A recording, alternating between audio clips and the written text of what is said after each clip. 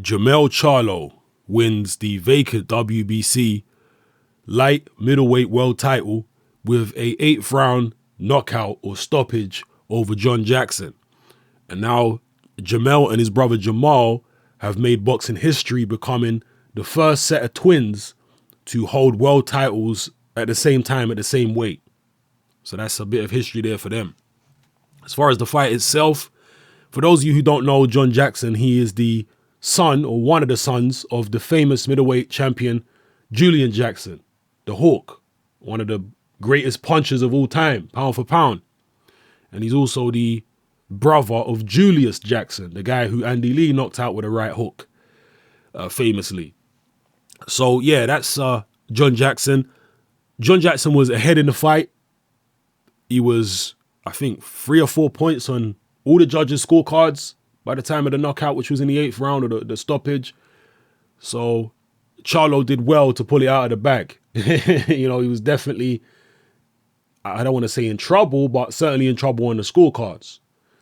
And he managed to pull it out. Now, the ending, some people found a little controversial because Charlo hit Jackson with a right hand, which stunned him.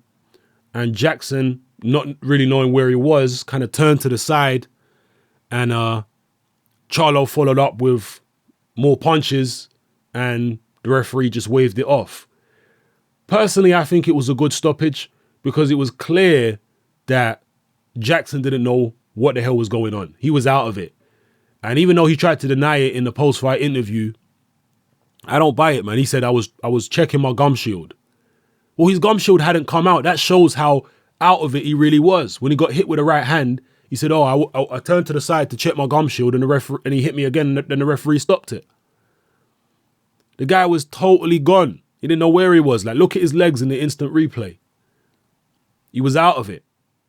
So if the ref had allowed that to go on there, I mean, in instances where there's a standing count, the referee could have given him a standing count, but I don't believe there was a standing count in the rules. Most championship fights these days do not have standing counts. So in a situation like that, the referee's going to say, what, I'm going to leave it now because this guy's clearly out of it. He's turning to the side and checking his gum shield and all this type of stuff. That's not stuff that you do when you're coherent and you got an opponent in front of you that's just hit you with a good shot. You cover up, you move out of the way, you hold. You don't just stand up straight and start checking your gum shield and give your opponent a free shot. That's not what you do. You only do that when you're out of it. So if the referee had let that go on, then it would have been a man who's already concussed, taking full-blooded power punches. And that's dangerous. So I think the stoppage was a good one. And yeah, Jermell Charlo becomes the new WBC light middleweight world champion, along with his brother. And who else is there now? Erislandy Lara. So yeah, I'm missing. Oh yeah, Liam Smith as well. Obviously, he's world champion at that weight as well. I believe is Liam Smith the WBO? I think he's the WBO champion. So those are the champions.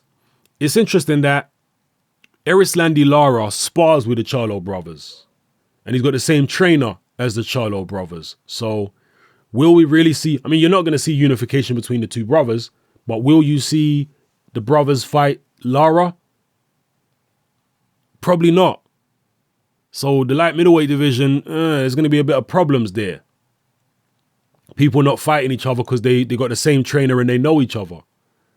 You know? And obviously, like I say, friends do fight, but when the friends have got the same trainer, how are you going to fight?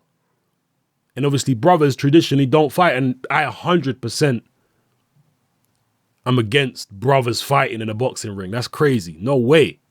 Not in a professional fight. Ridiculous. Especially not your twin brother. No way would I support that. So I understand that the Charlo brothers can't fight each other, but you can pretty much tie Erislandy Lara to a certain extent into that mix. Maybe they will fight Lara, one of them, or both of them. But I don't know. It seems like a bit of an awkward situation to me. So Liam Smith really seems to be the only guy who will be able to, who they'll be able to fight in any type of unification.